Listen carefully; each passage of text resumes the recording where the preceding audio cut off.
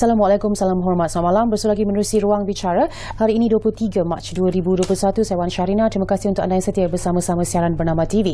Dan Januari lalu, Kementerian Pembangunan Usahawan MEDAK akan melancarkan Pelan Transformasi Koperasi Malaysia 2021-2025 diumumkan pada Januari lalu, ataupun singkatan kepada Pelan Transformasi Koperasi Malaysia ini dipanggil juga sebagai Transcom, yang menggariskan tujuan dan langkah-langkah yang proaktif, strategi yang komprehensif ya, untuk memastikan gerakan koperasi dapat memberi manfaat yang lebih besar dan menyeluruh kepada kesejahteraan anggota koperasi sendiri dan juga masyarakat.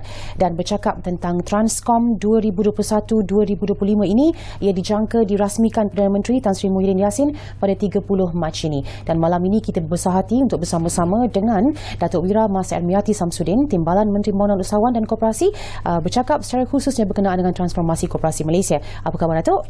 Baik, apa khabar? Baik juga, Alhamdulillah. Terima kasih. Dan tahniah Datuk, baru saja selesai dos kedua. Ya, tengah hari tadi. Tadi. Okey, baik. Okey Datuk, sebelum kita pergi lebih jauh kepada dokumen Transcom ini, mungkin boleh Datuk jelaskan secara ringkas lebih dahulu berkenaan dengan Suruhanjaya Koperasi Malaysia, latar belakangnya, fungsinya, peranannya, dan adakah ia berada pada landasan yang diharapkan sekarang ini? Okey, pertama sekali saya nak ucapkan terima kasih kepada Bernama kerana sudi untuk menjemput pada Ruang Bicara pada malam ini, dan ia bercakap tentang soal Transcom yang mana kita amat gembira yang akan dilancarkan pada 30 hari bulan 3 hujung bulan ini nanti. Dan kalau kita tengok, Suruhanjaya Koperasi adalah merupakan sebagai satu agensi yang bertanggungjawab sejak daripada dulu untuk menguruskan atau mentadbir tentang hal ehwal koperasi di Malaysia. Dan sebenarnya gerakan koperasi di Malaysia ini telah bermula daripada 1922. Dah lama.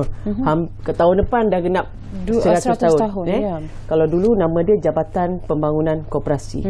Dan sejak daripada itu ada macam-macam kementerian yang koperasi ini berada di bawah macam-macam kementerian. Dan terkini pada 2018 diletakkan di bawah Kementerian Pembangunan Usahawan dan juga Koperasi. Dan hari ini yang mana telah pun diterajui oleh Yang Berhormat Menteri Datuk Seri Dr. Wan Junaidi.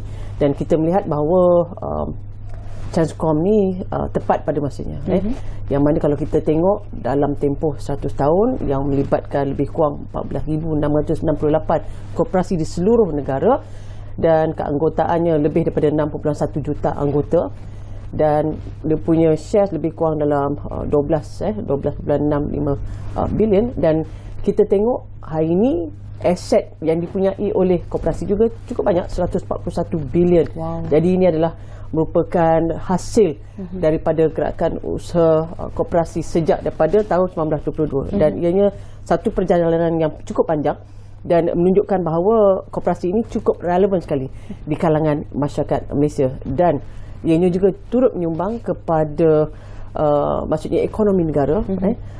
Dan ianya menyumbang pun bukan sedikit banyak, tapi cukup banyak, berjumlah 21 bilion. Jadi di sini peranan yang harus dilihat supaya kita dapat perkasakan lagi melalui, bukan hanya melalui gerakan koperasi ini, tetapi juga melalui transformasi yang disebut Pelan Transformasi Koperasi Malaysia yang akan dilancarkan nanti, insyaAllah. Okey, bila kita bercakap tentang sesuatu yang berusia hampir 100 tahun seperti sektor koperasi ini, mungkin boleh Datuk berikan gambaran kepada kita apa yang telah dilaksanakan oleh kerajaan dari segi inisiatif, usaha untuk memastikan pertumbuhan dan perkembangan gerakan koperasi ini dibantu, dan supaya ia boleh menganjak daripada imej tua dan konvensional itu kepada sesuatu yang progresif, yang inovatif. Misi SKM adalah untuk sama-sama menjadikan sebagai peneraju keberkesanan koperasi supaya dapat menyumbang kepada pembangunan ekonomi negara. Dan kalau kita tengok sejak daripada awal lagi banyak yang telah pun dilakukan melalui polisi dan juga dasar oleh pihak kerajaan.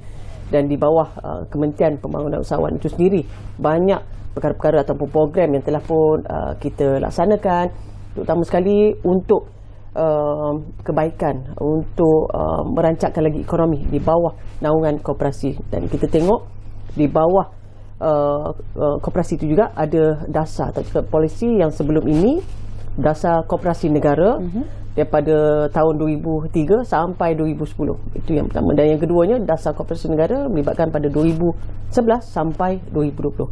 Dan selepas 2020 tu kita nak ke mana? Sebab itulah dengan norma barunya lagi, dengan keadaan COVID yang melanda Malaysia dan sebagainya, sebab itulah lahirnya idea untuk MEDEP bersama-sama dengan Suruhanjaya Koperasi Malaysia melahirkan pelan transformasi Koperasi Malaysia ini supaya dapat melihat bagaimana untuk mengurus tadbir, bagaimana untuk kita pantau, bagaimana untuk kawal selia koperasi ini dalam keadaan yang baru dan juga dengan pendekatan yang baru supaya ianya lebih bersifat inklusif dan menyeluruh, terutama sekali bukan hanya melibatkan anggota masyarakat yang terlibat dengan koperasi tetapi juga di keseluruhan ekosistem itu sendiri. Okey, mungkin boleh juga sekarang ini untuk kita faham apa yang akan ada dalam Transcom itu sedikit sebanyak. Okey, kalau kita tengok memang dalam transformasi koperasi itu dia ada melibatkan banyak elemen. Yang mana kalau kita tengok tadi ada 14,668, jumlah cukup banyak, tetapi adakah keseluruhan itu relevan ataupun adakah keseluruhan itu aktif dan sebagainya. Sebab itu kita ada ambil pendekatan kepada 5 matlamat. Yang pertamanya yang mengambil kira tentang kesejahteraan dan juga kemakmuran dari segi maksudnya approach yang akan kita laksanakan nanti di bawah pelan transformasi koperasi ini. Dan yang keduanya dari segi sudut perundangan. Kalau dulu sebelum ini ada berlaku mungkin sedikit birokrasi ataupun intervensi daripada mungkin daripada pihak SKM. Kalau nak buat apa-apa je kena melalui SKM, kena minta approval daripada Suruhanjaya Koperasi Malaysia. Jadi itu mungkin ada merencat ataupun melambatkan sikit proses dan sebagainya. Dan sebab itulah dengan Transcom ini kita melihat dari segi sudut perundangan, dari sudut kawal selia supaya ini boleh berjalan dengan baik dan juga lancar. Dan yang ketiganya dari segi sudut pembangunan modal insan. Kita nak melahirkan anggota koperasi, pengurus pentadbir yang terlibat dalam koperasi itu yang lebih berilmu, lebih berpengetahuan dan lebih profesional, dan supaya kita dapat melaksanakan matlamat yang keempat, supaya maksudnya kalau dulu sebelum ini ada tradisional, banyak model perniagaan tradisional yang berlaku dalam koperasi, tetapi hari ini dengan norma baru kita nak move mereka ada transisi kepada yang lebih baik, lebih moden dan lebih maksudnya lebih teknologi dan sebagainya. Dan yang kelima matlamatnya adalah supaya koperasi ini dari segi pengurusan, pemantauan, kawasannya lebih mesra alam. Jadi maksudnya tidak ada border, tidak ada maksudnya tidak ada gap lah di antara pihak koperasi, masyarakat, anggota ataupun semua yang berada di dalam ekosistem koperasi itu sendiri.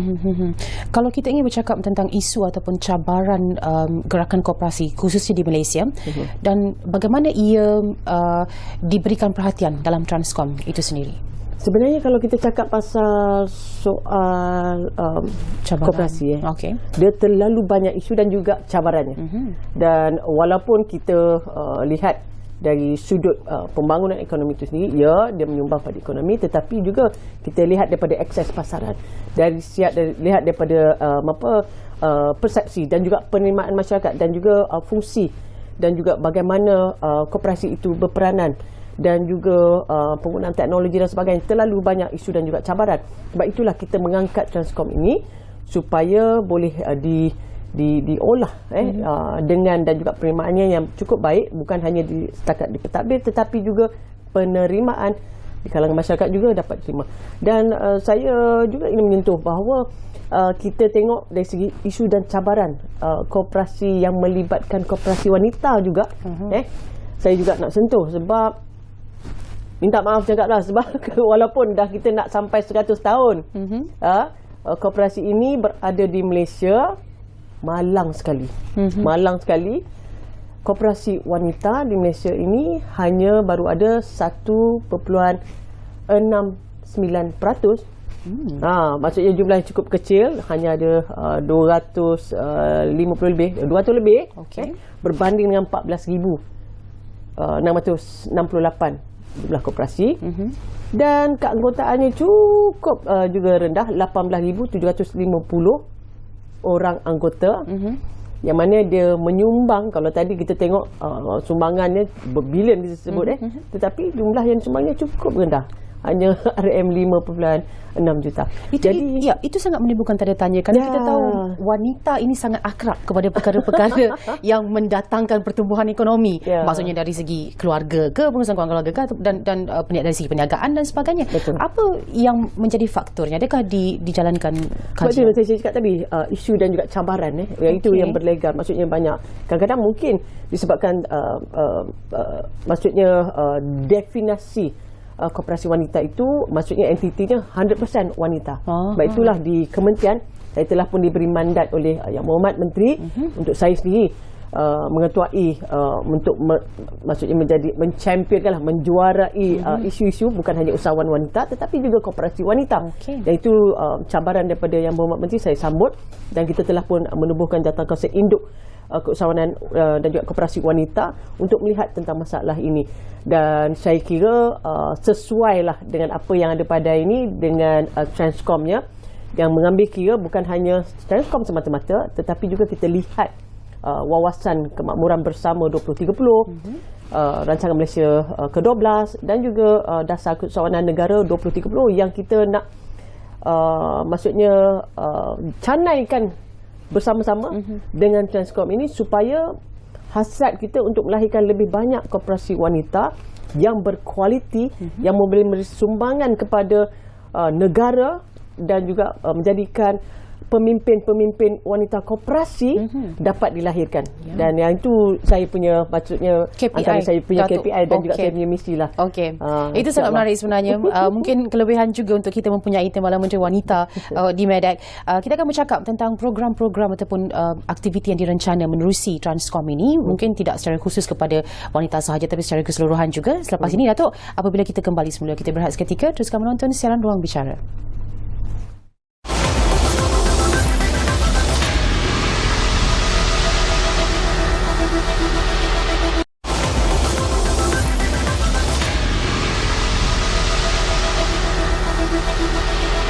Kembali menerusi Ruang Bicara malam ini bercakap tentang transformasi koperasi Malaysia bersama-sama dengan Datuk Wira Mas Ermiati Samsudin, Timbalan Menteri Pembangunan Usahawan dan Koperasi. Dan kita dah sebut sedikit tentang Transcom. Ada juga cerita Datuk tadi tentang koperasi wanita di negara kita dan bagaimana visi Datuk sendiri secara peribadi dan juga menerusi kementerian untuk mencapai tempat yang lebih tinggi untuk koperasi, gerakan koperasi wanita di negara kita terutamanya. Transcom sendiri, apa yang telah dirangka strategi ataupun program menerusi plan transformasi ini? Kita melihat bahawa banyak program-program yang kita telah rangka, bukan saja di peringkat maksudnya di peringkat kementerian tetapi juga di peringkat agensi dan juga untuk pembangunan taruh yang bersama dengan koperasi itu sendiri. Dan kita juga harus melibatkan sama masyarakat, sama ada mereka dah ataupun tidak bersama dalam koperasi dan sebagainya. Dan pastinya anggota koperasi itu pun adalah merupakan sebagai entiti utama dalam kita menjayakan Transcom ni. Sebab kita nak melihat supaya apa juga yang kita lakukan, kita tengok dalam Transcom ni meliputi dari segi sudut perundangan yang kita nak tengok, ada melalui kajian dan sebagainya yang melibatkan Akta Koperasi 1993, Akta Suruhanjaya Koperasi Malaysia tahun 2007 dan juga peraturan koperasi yang boleh kita lihat supaya diguna pakai dan juga kita jadikan sebagai kita punya perkara utama dalam kita melaksanakan apa juga program dan juga pendekatan yang kita lakukan. Dan keduanya dari segi sudut pembangunan ekosistem koperasi itu sendiri. Dan yang ketiga dari segi sudut penilaian pencapaian yang dilakukan oleh pihak Suruhanjaya Koperasi Malaysia, bukan hanya semata-mata base pada pencapaian ekonomi tetapi juga bagaimana sumbangan yang telah dimainkan oleh pihak koperasi itu sendiri terhadap anggotanya, terhadap masyarakat. Dan sebab itulah kita melihat dari segi sudut impact yang kita nak tengok tu sebenarnya impactnya kepada gerakan koperasi. Macam mana kita nak tengok keberkesanan impact Transcorp ini kepada gerakan koperasi. Macam saya cakap tadi, contoh macam wanita, adakah Transcorp ini berupaya memberdayakan koperasi wanita for the next 5 years? Jadi ini cabaran yang harus dimainkan, bukan hanya saya sebagai timbalan yang bertanggungjawab untuk koperasi wanita ni, tetapi juga untuk tim di Medek dan juga Suruhanjaya Koperasi Malaysia bersama juga dengan koperasi-koperasi lain. Dan yang keduanya, untuk sama-sama memberi impact kepada anggota koperasi. Jadi kalau kita tengok anggota koperasi ni, kadang-kadang ada orang cakap, oh yang dapat impactnya hanya untuk mereka yang share yang besar, tetapi anggota ini tidak.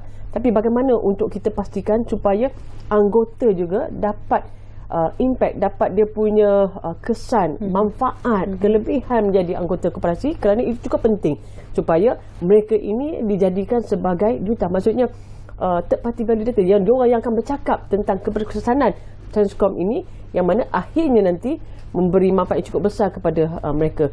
Dan yang ketiga, saya juga melihat bahawa dengan program dan juga apa yang telah kita aturkan juga memberikan impact kepada dari sudut kepimpinan, kepimpinan dan juga pengurusan koperasi. Dengan Transcorp ini, kita bukan hanya melahirkan pemimpin koperasi yang hebat, yang berkesan, pemimpin yang berilmu, pengetahuan, tetapi pemimpin yang diterima dan juga menggunakan bukan hanya setakat duduk jadi lembaga pengarah koperasi itu kosong, tak, tetapi mereka berilmu, mereka dapat memainkan peranan mereka secara aktif sebagai buat perusahaan ataupun sebagai mereka yang berkhidmat secara terus dengan koperasi. Selain daripada itu juga, untuk kita sama-sama menjadikan impact kepada model perniagaan. Kalau dulu masa saya cakap tadi, maksudnya daripada tradisional, dan kita ubah kepada yang lebih maksudnya lebih sesuai dengan peredaran masa, dengan teknologi dan sebagainya, dan akhir sekali untuk impactnya kepada masyarakat. Jadi kita pun nak tengok macam mana budaya di Jepun, koperasi Jepun, bagaimana di United Kingdom, bagaimana gerakan koperasi yang cukup dekat dengan masyarakat. Dan saya lihat juga dengan Transcorp, dengan semangat Transcorp ini, insyaAllah apa yang kita harapkan semoga ianya dapat dicapai dengan jayanya, insyaAllah. Okey. Sekarang ini pun gerakan koperasi telah menyumbang berbilion ringgit kepada ekonomi. Menerusi Transcorp, adakah diletakkan sebarang sasaran kualitatif ataupun kuantitatif yang ada nombor tertentu yang menjadi sasaran KPI kementerian ataupun bagaimana? Ya, orang cakap all about numbers kan. Maksudnya numbers itu cukup penting. Pastinya kita meletakkan sasaran yang tinggi juga untuk kejayaan Transcorp ini, sebab dalam masa 5 tahun mungkin kita tak dapat buat banyak ataupun kita tak boleh buat wonders, but sekurang-kurangnya achievement yang kita letakkan dan juga kejayaan yang kita harapkan pada hujung 2025 itu menjadi satu cerminan yang mana kesungguhan yang bukan saja kita melalui kata-kata, tetapi juga dengan perbuatan. Dan ianya tak boleh kementerian je yang bersungguh, betul, ataupun urusi koperasi dia punya ALK saja, tetapi kalau ianya tidak diterjemahkan semangat itu kepada anggotanya, benda tak jadi. Kalau tidak diserapkan semangat itu kepada masyarakat juga tak jadi.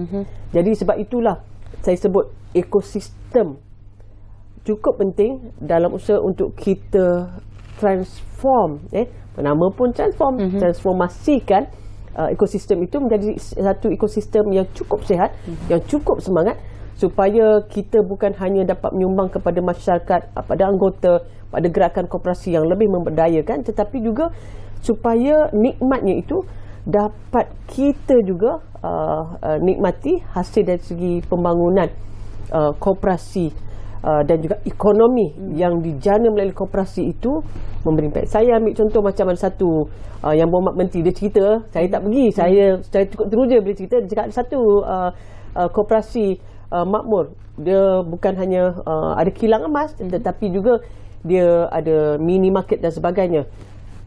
bayangkan tahun 2020 dia punya hasil jualan 125 juta.